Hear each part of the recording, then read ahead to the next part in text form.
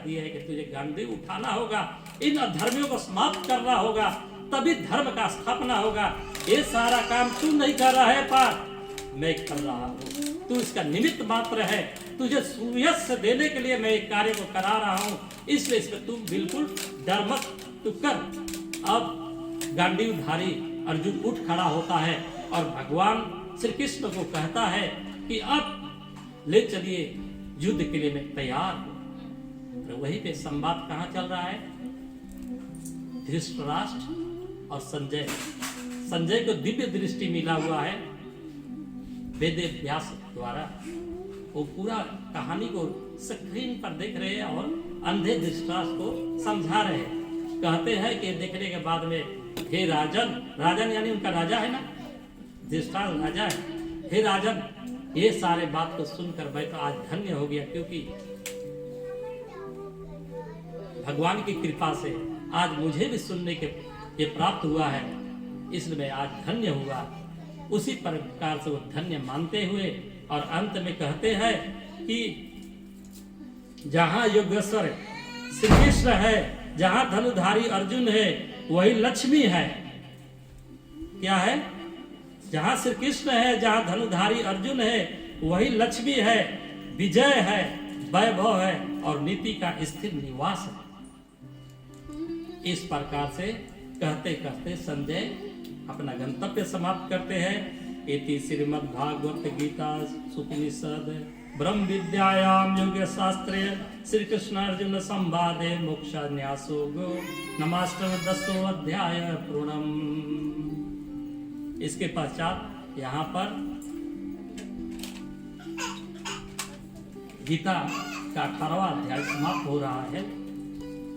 और गीता में मैं क्या कहूँ, आप सभी तो ज्ञानी है, यथा योग मैंने प्रयत्न किया आप लोगों को बताने की। देखिए, आप लोगों के समक्ष मैं किसी का बेटे के समान हूँ, किन्हीं के भाई के समान हूँ, किन्हीं के पिता के समान हूँ,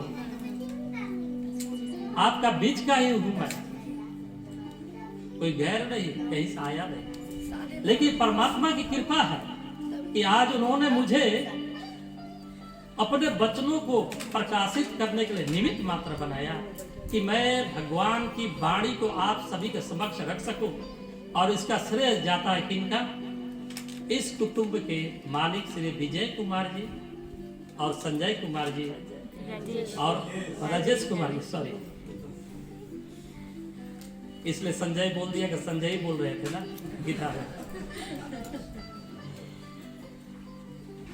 राजेश कुमार जी और उनके सारे पंडित संबंधी, इन्होंने ऐसा एक माहौल बनाया और हमारी बुजुर्ग नानी समान श्रीमती राजकुमारी देवी, जो 82 वर्ष के उम्र में इस संसार में बड़े ही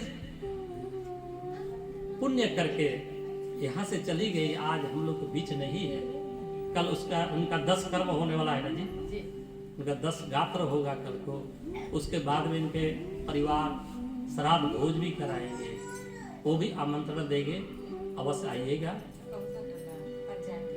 और 31 गली पंचायत हॉल में होगा, आदेश से बोल रहे हैं बताने के लिए, सूचना के लिए। तो इस प्रकार से इन्होंने बड़े ही श्रद्धा और उमंग के साथ एक प्रोग्राम को किया और भगवान की कृपा रही।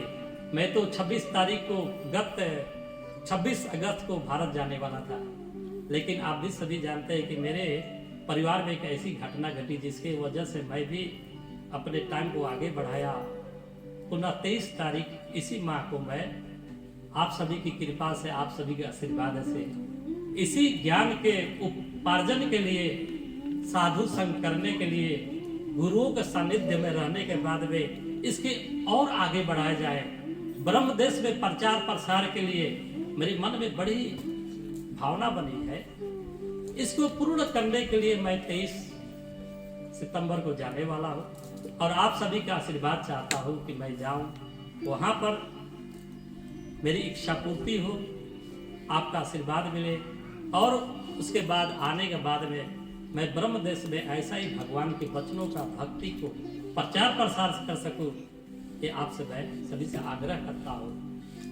और एक बात कहना रह गया कि ये जो जीभ है ना चाम का होता है, चमड़े का है, इसमें हड्डी नहीं होता ना।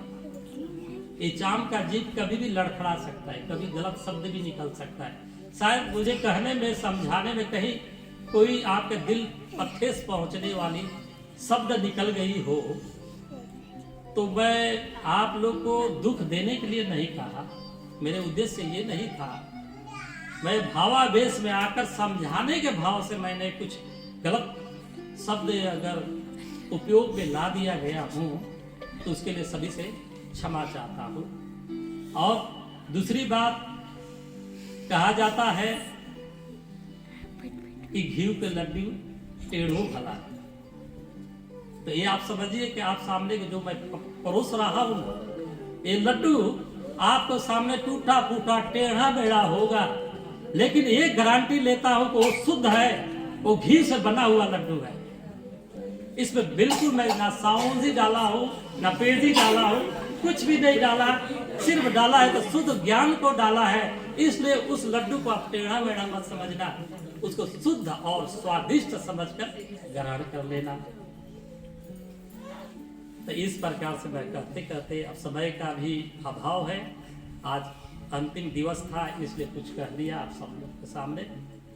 और देखते हैं कब भगवान फिर ऐसे माहौल बनाते हैं, सभी को ऐसे मौका देते हैं, क्योंकि भगवान की कृपा बिना ये नहीं होता है। अभी श्री सुनील कुमार जी हमारे 29 गली के उर्फ बालवे जी, विख्यात नाम बालवे है, सभी जानते हैं।